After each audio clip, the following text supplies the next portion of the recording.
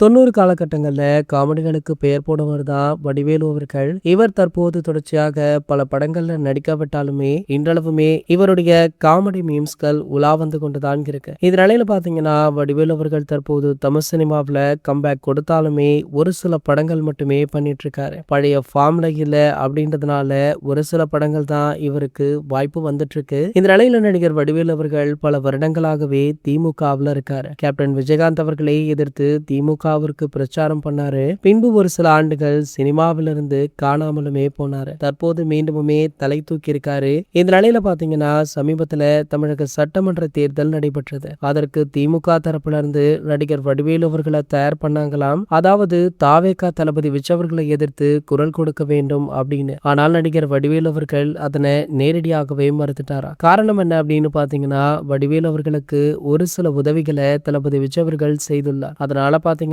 அவர் நேரடியாக மறுத்துவிட்டாரு. ஆகையால திமுகவில இருந்தே நடிகர் வடிவேலு அவர்களை நீக்கிவிட்டதாக சொல்லப்படுது. இன்னும் சில நாட்கள்ல தமிழக வெற்றி கழகத்துல வடிவேலு அவர்கள் இணைந்தாலுமே ஆச்சரியப்படுறதுக்கு இல்ல அப்படின்ற தகவல் வைரலுமே ஆகிட்டு இருக்கு. இது போன்ற செய்திகளை பத்தி நீங்க உடனே தெரிஞ்சுக்க நம்மளுடைய சேனலை மறக்காம சப்ஸ்கிரைப் பண்ணிக்கோங்க.